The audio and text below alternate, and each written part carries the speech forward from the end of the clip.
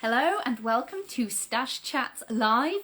So this is the start of our mega Stash Chats week. So I'll be here on Instagram Live at 7 p.m. every night this week from Monday to Friday, talking to a different member or a different Sewing Bee alumni. So tonight I'm being joined by Vicki, whose Instagram handle is What Vicki Made. So I'm sure everyone who has watched the most recent series of The Sewing Bee will be familiar with Vicki. So I'm really excited to talk to Vicki. And then I am just gonna see who's joined us so far. It's lovely to have you here live. And if you have any comments or questions at any point, just drop them in the chat and I will ask them to Vicki. Hello, Lauren. So Lauren is joining us tomorrow, so that's really exciting. You're just seeing what you're getting yourself in for, Lauren. And Mimi Prince said, hugs from Scotland today. Hope you're having a fab time in Scotland. So yeah, this happens every time, by the way. If you're new to Stash Chats, Instagram Live won't let the guest join on the first attempt, and then it will let them join on the second attempt. So it means you get a little bit of extra waffle from me, and it also gives some more people a chance to join in, so that's fine. But yeah, don't worry, Lauren, we'll ask all the tricky questions to Vicki and then give you lots of nice easy ones. No, I'm joking. It basically is just going to be a friendly chat between me and Vicki about fabric stashes and sewing projects and all the good stuff that we love to talk about in the sewing community. So do have a think if there's anything you want to ask Vicki about her sewing journey or her sewing bee experience or her personal stash or fabric tastes or anything like that. Just drop those questions in the chat and we will have Vicki on in a minute. Don't panic, Vicki. This happens every time. We've got it's just the way that Instagram is. If you don't manage to watch the whole episode, or if you're watching on catch up, I do post all the episodes of Stash Chats to our YouTube channel, so you might find it easier to watch it on catch up on YouTube, because then you can like pause, and I'll put in a timestamp for when the guest joins as well, so that you don't have to watch all of my waffle. Let's see if we can ask Vicki again.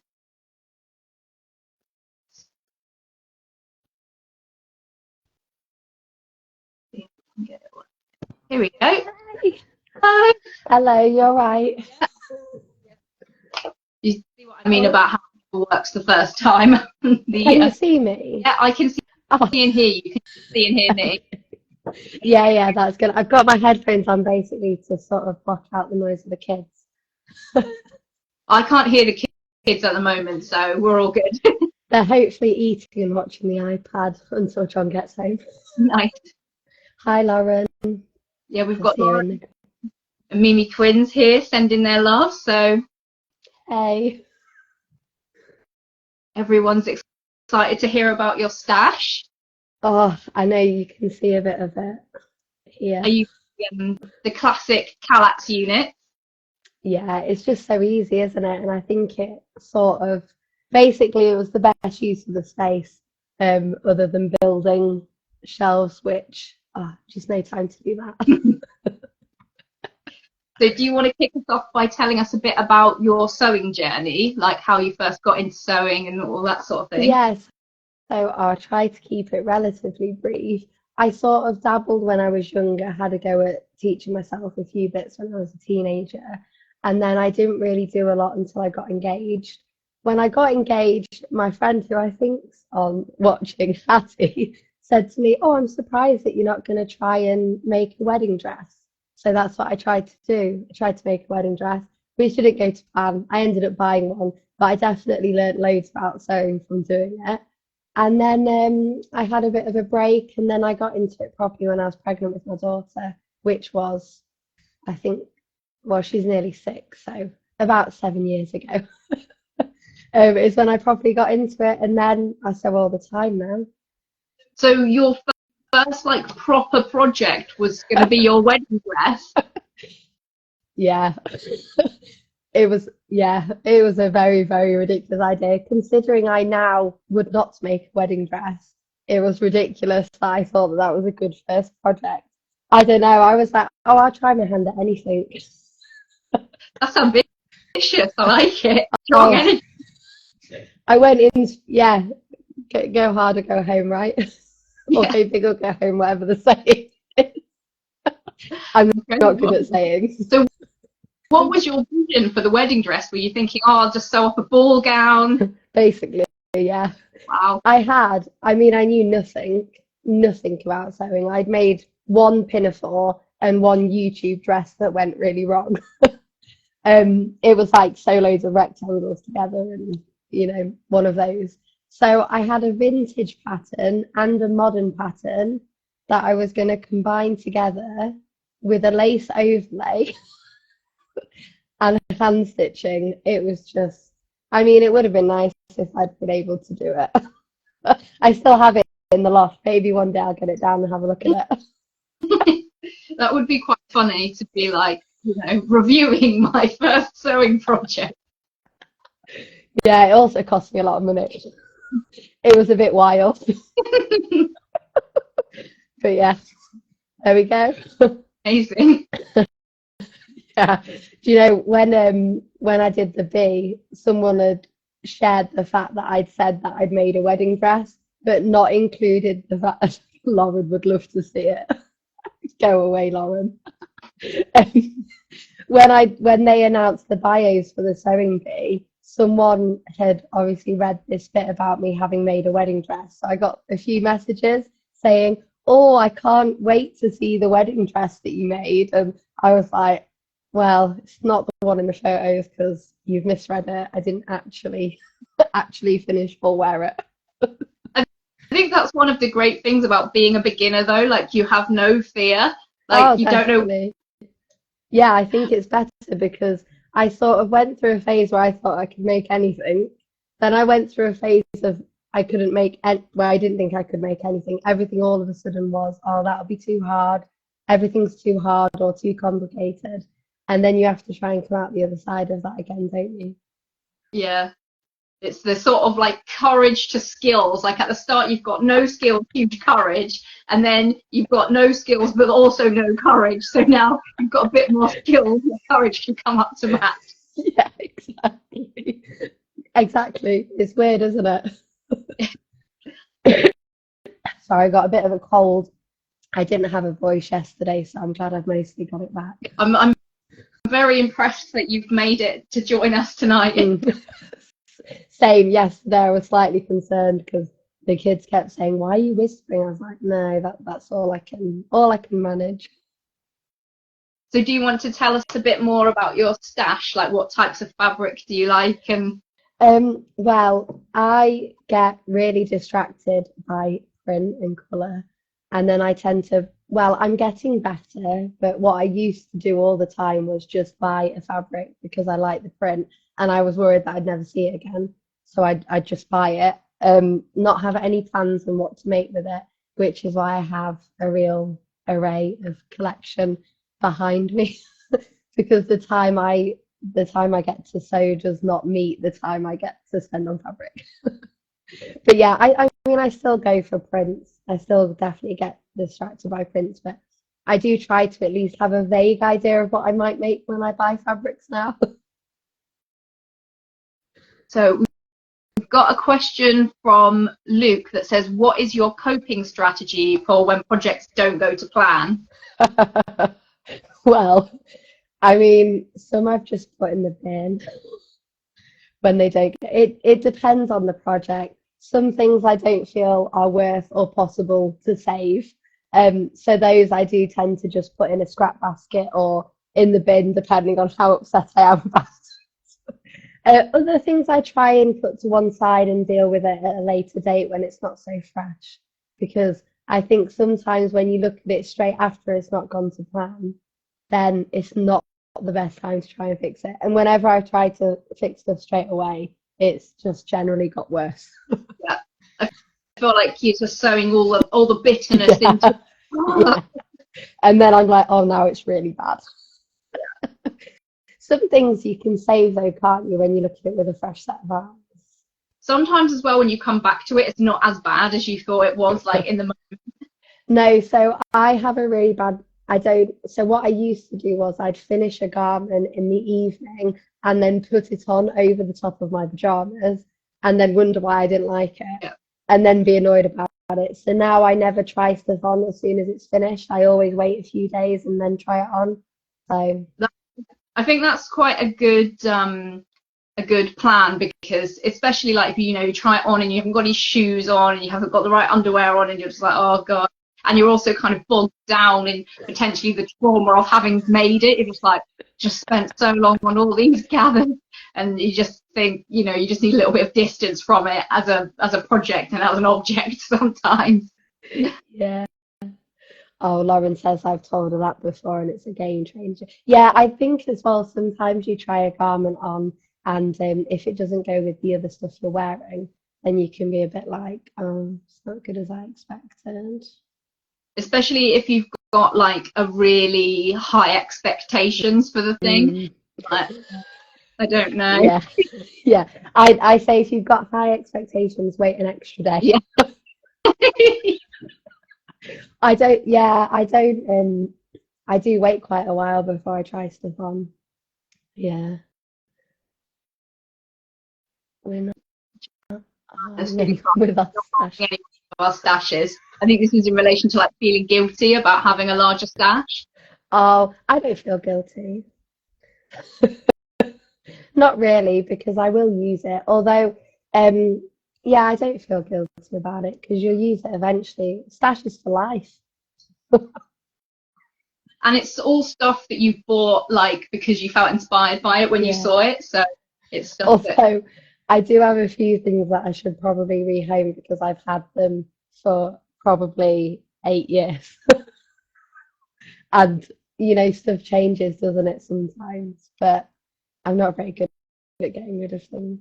yeah, you kind of end up with like an emotional attachment to your stash as well. Like when Yeah, it's the memories of when you bought it.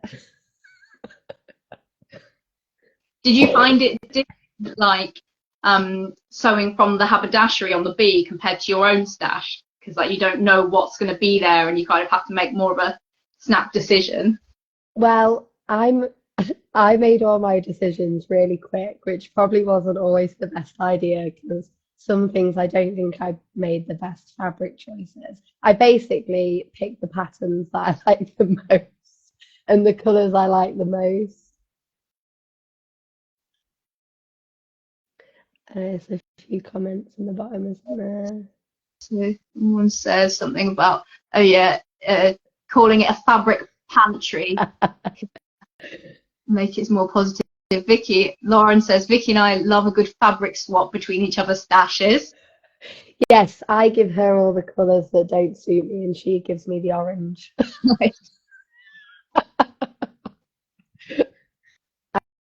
I can't see all the comments actually. Oh, don't worry, I'll read them out. Mandy Moomake says they've just had a baby, only 9 days old. Oh, They've had to move congratulations. a lot, but that'll be there for you. So in the future, so it's good. Yeah. Joanna says, I never buy for a project. I love shopping my stash. Yeah, it's good to have a collection to pull Well, from. Have to wait I for it to. agree. Yeah, I agree. I do like it when you can, see a new pattern and then pick something from what you've already got. That is nice. So how much do you tend to buy when you haven't got a project in mind? 3 meters. Yeah. I just bog standard 3 meters because I feel like I can definitely do most of, unless I think I'm going to make a top and then I get 2 meters. But basically, if I'm trying not to buy fabric, then I'll go, I'll just make a top and get 2 meters. But yeah, oh George, not enough. I do have a real bad habit of not buying enough fabric for stuff because if the pattern says it needs 3 meters, I'll get 2.5. Yeah. But sometimes the cutting layout's like it says it's like way over generous.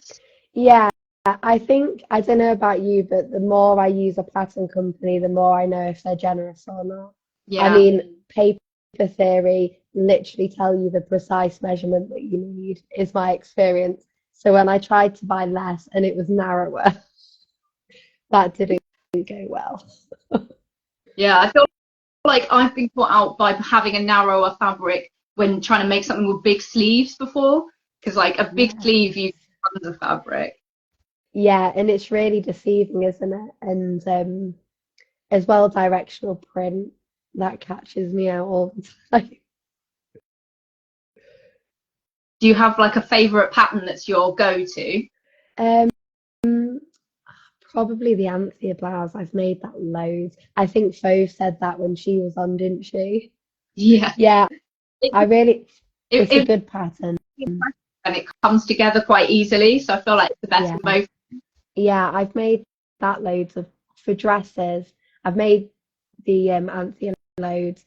I've made the Ilford jacket, I think 9 times, Oh, and wow. I think I've got 7 pairs of Chandler pants as well. They're my they're my top patterns Nice. for the times I've made anyway. Did you have to do a lot of fitting on the Chandlers? Do you know, you struggled, you didn't like them, did Yeah, you? Is that right? I tried them again recently, and I think they just don't work for my shape. But So all I did was grade from my waist to my hip. That was all I did. But I have seen other people say that they don't like the fit, but I think maybe I'm just lucky. When I made them with the darts in, the fit was like, oh, I don't know. I don't know if I traced it wrong or what happened, but they were just really big and the pockets were gaping. I've only made it once with the darts, and then all my other pairs are with pleats and they've been fine. So I imagine I probably traced it off wrong or something, because it's weird that it would, yeah, be that much of an issue. But I don't know. I also shortened them the first time I made them, and because it said it was for like 5'7", and I don't know, 5'5.5". So I think I took 1.5 inches off, but I forgot that that would then make it further up my calf because they were already cropped. So then that pair always gets stuck on my calves, which is slightly annoying. But never mind. live and you learn. Yeah, I think trousers are a difficult one, aren't they? So Luke says, if you could make something for somebody famous, who would it be for, and what would it be? Ah, you know, I'm really rubbish at famous people. Um, oh, who would I make something for? I'm trying to have a think now. Mm. Oh, um, oh gosh, Jodie Comer. It would be cool to make her something because I really like her. She's a great actor, and I think she wears really nice clothes. Yeah, Maybe definitely. for her when she's Villanelle though, because I feel like that would be more fun. Oh yeah, yeah. The Villanelle outfits were great. They were, weren't they? I mean, I don't even know if I liked all, and I wanted that dress.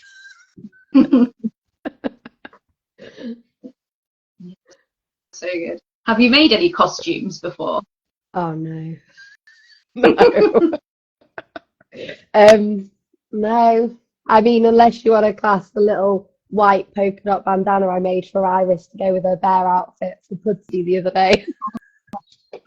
It was literally a scrap of fabric with some hand-drawn circles on it because I didn't realise that she doesn't own any clothes in spots, so needed a last-minute thing. But no, I've not made any costumes. I feel like it'd be a really fun thing to do, but maybe if I get a special occasion. Your kids aren't demanding extravagant Halloween outfits yet, then? I just buy them from the shop because the stuff that Iris wants to wear is stuff that you can pick up in Sainsbury's. She just wants to be a witch, and then wear just need and then wear the outfit till it's literally falling off her. Have you revisited any of the things that you made on the bead, like re-sewn anything? No, I haven't. All the stuff I've got, there's a lot of stuff, so much stuff. It's a lot when when you get it all back. So it's all upstairs in our spare like little box room hung up. I have put two things in the bin. The most traumatic project. Well, it's just so much stuff, you can't keep it all, can you? It's just impossible. So I have put two things in the bin, and I couldn't part with anything else, so the rest of it's still up there. A couple of things fit me actually, which is nice. So a couple of things I can wear. I'm doing a few talks, so a few things I take with me to the talks. And yeah, I mean, actually, I bought a picture frame today because the Art Week Transformation Challenge was a canvas that, oh, I didn't like that one. I liked other people's, I didn't like doing it myself. So I bought this frame and I'm going to cut the square of canvas off it and then put it in the frame. And then I'm thinking of maybe doing cricket on the front, some sort of sewing bee logo or something, put it on my wall. So that'll be the art one rehomed. And then I need to decide what to do with the rest of it. I think some things I might adjust so that they fit me, maybe. Oh, I don't know.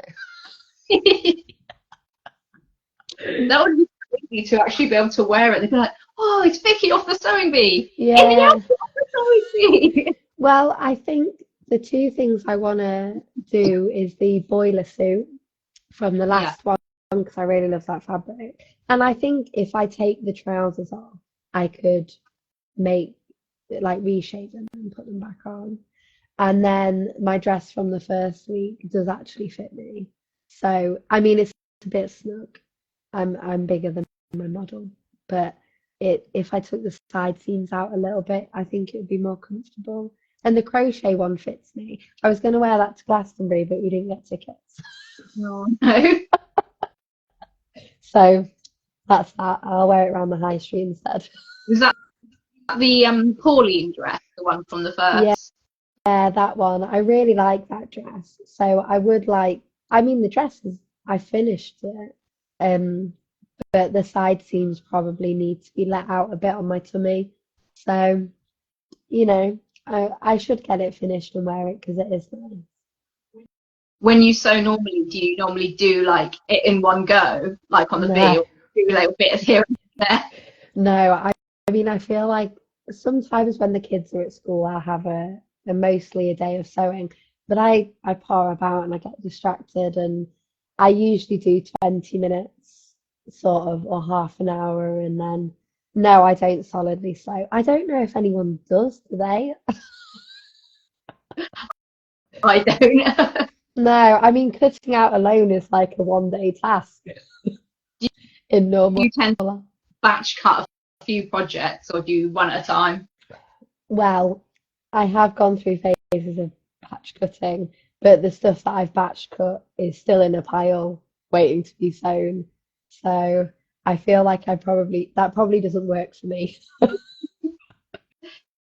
Tony says that he sews in one big Well, session. Tony's super speedy though. No one can compete with him. I've seen him fly through projects. Bless him. But let us know in the chat if you've got any questions for Vicky about her stash or sewing. Everyone's Tony's a machine. He is a machine. Yeah, no one can compete with Tony. Tony, be quiet. So were you all just still sewing away on the bee, and Tony's just sitting there with a cup of tea, like, Yeah, oh, no, he used to help us a lot. He did that's really good. help us a lot. He'd finish and then help us. Bless him. He's a good egg. We did appreciate it.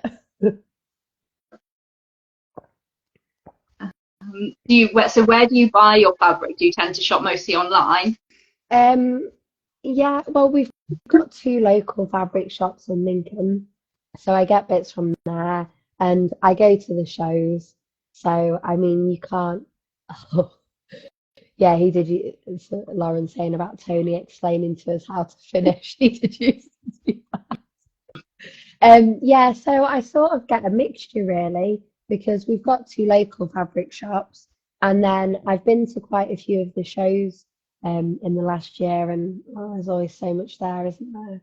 And there's loads of great online fabric shops as well. Yeah. Because Lincoln's sort of on its own, not really near any other cities. So, and if I travel to another city, I always go to the fabric shop. Got to get a souvenir. Everyone Yeah, says this. They're like, exactly. yeah, fabric souvenirs. It's a great excuse. Yeah, exactly. Do you have any fabric you want to show us? Um, well, I'll show you my favourite one from my stash if you like, which I've had for ages and I still haven't used. Is you'll probably guess a Lady McElroy fabric because Classic. yeah, I love their fabrics. So this is a probably a favourite one of mine that I've not decided what I want to do with it yet. Have you seen this one before? This Yeah, one. it's so nice, isn't it? So I loved it for ages, and then I got some, and now it just sits up there looking pretty, basically. And I just don't know what to make out of it. I've got 3 meters, and I don't want to commit. Well, it's quite a large scale print as well, isn't it? So you don't want to like break it up with too Yeah. many seams. So my original plan had been to make. I've just noticed it's folded really badly, but I'm not gonna refold it now because that's a bad bad time to do it. Yeah, I was thinking originally about doing the Wilder gown, but with the sleeves from the McCall 7969. Lauren says pajamas. They would be very nice pajamas. I do want to make myself some pajamas, but the problem is, I say I want to save my prints and stuff that I can wear in the day, but I mean, I wear pajamas all the time, so I should probably get around to making a nice pair. I've got the Agnes pajamas pattern printed and not cut out on a long list. Fabric. That's my local fabric shop around the corner from me. It's only a 20-minute walk, actually. It's quite perfect. Very dangerous. Yeah, it is. Yeah, I've got eyes. Oh, my colour thing I kept handy. I was gonna show it to you actually because you mentioned talking about it on the thing. So this was an online one I did. I don't know if you've seen them before, but you like send in. I think I sent in 7 pictures and one without makeup and uh one without glasses on and stuff. And I told you what colours I got back, didn't I? Yeah, I was very pleased with your colour palette. I was like, oh yeah, I I'm re into that. I really thought it would be autumn, but I actually got back copper spring, which feels very bright. I Yeah, could see you in all of these colours though. probably all at once. Yeah. So I did think now I've got it, it would be quite interesting to go through my stash and see if I've actually even got any of those colours in there. So in the colour analysis, do they give you any colours that are like your no colours as well? Or is it just the No, it's best? just, oh wait, they do. They gave me 2 colours to they gave me 2 colours that they said I should avoid, which was light grey and charcoal grey. Okay. I've got a charcoal grey dress which I will continue to wear because I really like it. But yeah, and then it just apparently my neutrals are ivory, army green, and camel for my Okay. neutrals. And then it gave you a little makeup one too, which I thought was quite cool. I'm very boring when it comes to makeup. Sorry if you can hear my kids in the background. Can you hear them? Yeah. Let me shut the door. I imagine it's because John told them it's bedtime Yeah, they're not impressed. and no one likes a bedtime, right? Eileen says, I'm Um, spring. I thought it was too bright for me, but every time I wear those colours, someone comments how good I look. that's good. Yeah, so I think they are colours I wear, but some of them are just brighter than I thought I'd go for, which is interesting. So yeah, I'm gonna compare it and see. Yeah, you'll have to do I don't know, see if you've got like a week's worth of outfits in your palette that it Yeah, suggests. and see what it looks like. I do think some colours make my hair look brighter. I feel like when we had that photo together at the show, my hair looked brighter because it was next to yours. Yeah. Maximize the gingerness. Yeah, exactly. Because I don't think it normally looks so bright, but it must have been your hair complementing mine. Um, yeah, so yeah, that's I've got my pattern stash. I don't I've got too much. I was gonna say I started uploading my fabrics to the Stash Hub when you were in your testing phase, and I must go back to it because I think I got about a quarter of the way through, and at the time I had an old phone with no memory on it, and it wouldn't let me store any more pictures of the fabric, so I gave up, No. which was my phone's fault. But yeah, it was really handy to be able to see how the quantities of fabric I had because it's such a pain getting them out of there. Yeah, and then if you unravel it as well and you're like, oh no, this isn't enough for what I need, then you've got to fold it all back up. Yeah, it's much easier when you can just glance what you might like and then check it on the app. The quantities is much easier. Well, all the pictures on the app are stored on the cloud, so you can delete them off your phone and they'll still. Yes, yeah, that is what I need to do. And then I might be a bit more organized because the thing I'm not good at either is when I buy fabric, I don't consider what it might go with, which Yeah. is a bit of an issue when you buy lots of prints, isn't it? So Sewing Sensation says, how many pieces do you make per season? They haven't seen the same piece. So I think that question means per season on the show. Yeah. Also, I thought I could see something on the screen, but I think it's just the writing. It's fine. So it depends how long you're in the show, but there's 3 garments every episode, and there's 10 episodes. So if you're into the finale, it's 30, and I made 27, which is a lot, isn't it? I'm probably gonna have to get rid of a few more things. You can't keep everything, can you? I mean, you can, but I probably shouldn't. Yeah, Tony W says the stash holding dangers are real. You get a lot of good use out of your bag though. Oh, yeah, I forgot about my bag. It's not in here at the minute, but my bag I made on episode 2, yeah, I use that all the time. Now I've got over I don't want to use it in case it gets ruined fear. I do use it all the time. The triangle crotch jumpsuit has gone. Oh, that was iconic. Yeah, it was just really big and crinkly. And I got It it's was like, made out of windbreakers. I mean, it wasn't fun. It was fun, but it wasn't fun for me. Not really. I laughed a lot. I mean, I feel like when they then gave us shower curtains, that was probably my breaking point. I feel like the challenges get harder every season. Who knows what they're going to make them do this year? I'll just be glad it's not me. Do you think you'll watch it and just be like, oh, so Yeah, relaxed, I don't have to do this? yeah, probably. No, it will be interesting to watch it. I'll look forward to it. It'll be different watching it now I've been on it, obviously, because you watch it differently when you know all the behind the scenes, don't you? But yeah, it'll be interesting to see what they had to do. I'll feel sorry for them.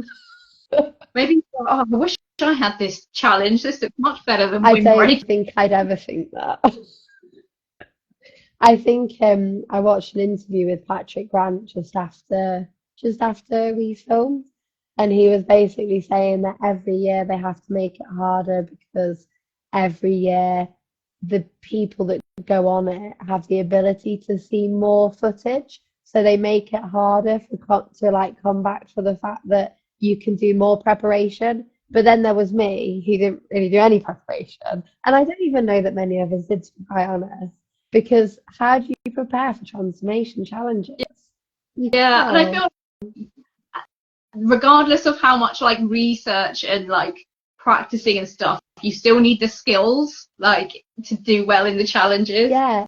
And I mean, I maintain if your brain doesn't work like that, then I don't know, like you just can't really get it to be on the spot creative if you don't have an on the spot creative brain. But because before Art Week, ironically, we guessed that it could be art canvases. And guess what? I did nothing. I did no preparation. I didn't think of anything that you could make out of an art canvas. And then when they said it's art canvases, I was like, oh, I think that was one of the challenges that it came up, and I was just like, what are they gonna do? Like, oh I my. know. And every time they said structure, I was just like, oh, not again. I was glad to be done with structure. It's not my forte. It's like, give me something drapey and I don't even know if that's my forte. When they told us to drape, I was like, oh, I don't know what to do. you're gonna I let need, a new dress form, aren't you, from Mimi Quins? oh, so actually, I'm not getting one. But I went along to have the scan because I just thought I really like the product, but it's not something I'm getting at the minute. But I just really like the product, and I was quite interested to see what the scan was like. And I Did did. you all the measurements? Yeah, so they've just sent me last night actually a picture of what the mannequin would look like if I went ahead with it. And you get your bust and your waist and your hip measurement, which is really interesting because the way they do it, it's a perfectly parallel line, which you can't physically get yourself from measuring. It's just impossible, isn't it? So it was quite interesting to see what of the measurements were right. That was interesting. So my waist I had correct, which I didn't think I would because I was pretty sure I probably held it too tight or in the wrong place. So my waist was correct, my hips was wrong, but I think that's probably I found that if I this is just like personal experience, is that if I measure my biggest point, then that goes around my stomach, which then gives me issues with fitting the trousers because then they're too big on the seat and the legs. Yeah. Um, so I actually go off a smaller measurement for that round my legs and bum rather than my biggest measurement. And then the bust follows the curve of your body, so it goes in the middle and back out. So you can't compare that measurement. But it was really interesting to see because I just I wanted to see what the process was like because I know a lot of people don't like the idea of seeing their bodies, right? You know, that's an issue that lots of people can relate to. Um, oh, someone's messaged about the dress form. Yeah, so basically, I wanted to go for the scan because the girls are really lovely, and I really like the product, and I wanted to see what it was like, and I thought it was something that really shared a body positive message. So I was quite interested to see how it went, and I thought it would be nice to share it properly, and see what the end result looks like. And it's interesting because you never see your body properly, do you? Yeah, I think it would be so weird, like especially to see it from like fully behind, because you know Yeah, it's like really twisted if you try and see what things look like on the back. So I think it would be yeah. changing for like fitting and stuff like I that. think it really helped me see my body sort of neutrally, Yeah, if that makes sense, because I think when you look at yourself in a mirror, it depends on how you're feeling, what you're wearing, you know, it depends on so many things, doesn't it? Whereas I think what seeing your body in that sense is just very neutral. And I think it gets rid of all the things that you think you see about your body in your head. yeah, Lawrence just said it's liberating. I think it is, yeah. It was really good. I really enjoyed getting it. And it was nice to be able to share the experience too. And I had a lot of nice messages, which was really nice. yeah. That's really cool. I mean, I hope hopefully we can talk to Lauren a bit about it tomorrow as well, if anyone who's watching is interested. But basically, at Mimikins, they scan your body and then they make a mannequin that's like exactly your shape. Yeah. So yeah, it's a pretty cool idea. Yeah, it's really interesting. Like, I don't know, just silly things. My waist is smaller than I thought it was when you look at it. Like they said, oh, you've got a really defined waist. I was like, do I? But But it's like then when when you you see see it, yeah, your view of like their figure is much more neutral than what you think about yeah, yourself. So maybe it's yeah, just see like apart from yourself, it's like yeah. very liberating, as Lauren just said. Oh yeah, I definitely agree. And the two girls, Mia and Heidi, are really lovely. And you know, really respectful about the whole thing and very informative as well. And it's just interesting because bodies are just so different, aren't they? And that really highlights it. And stuff you didn't know about your own body. I didn't realize that my back had such a dip in the back. You know, just silly things like that that you just like, oh, that's what it, you know, that's what I look like. It's interesting. Measure like a lot of people, they must sort of get a feel for, like, when they said, oh, well, you've got a curved back, you might not know that about yourself because that's Yeah. what it's just like. So I think that's difficult in sewing as well, to know what adjustments you need to make. Oh yeah, yeah, definitely. Because you just sort of like, especially at the beginning, aren't you? You're like, well, it doesn't fit. But Yeah, but how it's knowing how and how the fabric drapes and why that means it's not fitting or whatever. So yeah, it was a really good experience. I'm glad I got to do it. yeah, because last week when I was talking to Kate, she was talking about doing this like pattern drafting course, and she said it was really interesting to see like how stuff goes from like 2D to 3D, and it Yeah, gave her a much better understanding of like how everything kind of fits together and how it all works. yeah, it is real. I'd like to do pattern drafting. That's on my list of things. But I'd like to give a go, but then I'm also thinking, oh, I've got so many patterns that I already like, then I don't know if I have any ideas to draft my own. I feel like anything that I might like has already been created. At least you could draft it from like your own block, so then you don't have to do the same fitting adjustments on all the new patterns. So I Yeah, think that's what puts me off trying a new pattern, even if I've got yeah, an extensive pattern. I'm like, well, I already know this other one fits, so I'll just do that. yeah. I'm not good at remaking stuff, but well, I am better now. I did go through a phase where I was like, oh, I just want to make everything once, you know, because I get excited about the next pattern. But it is, oh, it's so annoying when something doesn't fit. Yeah. Do you tend to do a toile, or do you usually go straight in? I usually go straight in, unless I think I'm going to have an issue. If I think it's something I'm going to have an issue with, because you get to know a bit, don't you? So if I think I'm going to have an issue, then I'll toile it. But generally, I like to not do, Yeah, just to save time. basically. Yeah, and a lot of the stuff I wear doesn't really have any fitting to it, so you know you don't need to bother, do you? Yeah, yeah, it's much easier when your style has more ease and you don't have to Yeah, worry. I do like ease as well because it's just really comfy, isn't it? Yeah, I feel especially like my personal style has changed like a lot since the pandemic. Just being like, I don't want to wear skinny jeans ever again. I know. I used to go a few years ago, I went through a phase of, oh, you don't have time, you're a mum. Yeah, yeah, that's true. A few years ago, I went through a phase of really wanting to make jeans in non-stretch denim. And oh, I did so many toiles and then I made a pair and do you know, I've never worn them. I've never worn them. I just wear elastic now, basically, because it's comfortable, and then I don't have to care if my body changes shape. Yeah, and it's So, easier the fitting because you can just be like, I'll just tighten up the elastic a bit. yeah, exactly. But yeah, so I tend to go for elasticated back trousers. Although I've just got a new pattern actually. Is it the Tremlin pants from Mason Photo? Have you seen them? I don't know this pattern, so You don't know it, did you say? I don't know. One sec. I might have it handy. She says, I also might not. Um, I wonder where. Oh, no. Oh, wait.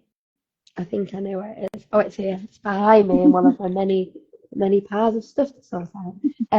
These ones. Oh, nice. So they're not elastic. But I think my plan is with these. I've got some work trousers that have got like two little bits of elastic each side Mm. on the waistband. So I think what I'm going to do is I'm going to hack it and I'm going to take the darts out of the back seat and put in a little, make the waistband bigger and put in a little section of elastic. Good thinking. But Yeah, I mean, I'll have to twirl it because I don't trust myself with that.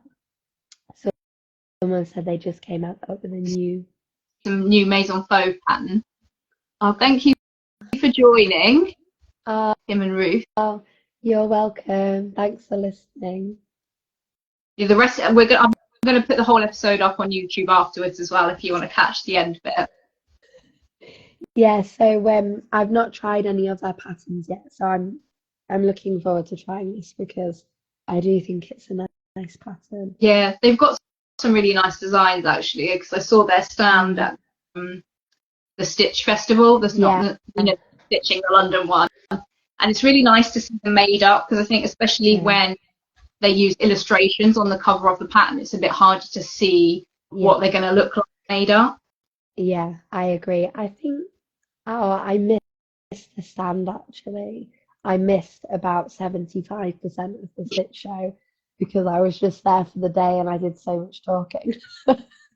But yeah, so I did miss them, which was a shame because I wish I'd gone to see it in person. But because I think that was their first time in the UK doing a show. Yeah. Helena says, I love Maison Faux. They have such great details in their pattern. Yeah. Yeah. I think a lot of sewing companies like cater to new beginners, but it's nice to have a pattern company that's more like focused on the details and like learning different things as well. Yeah, it is, isn't it? Because sometimes, so I'm just grabbing a tissue from I've just got this horrible cold.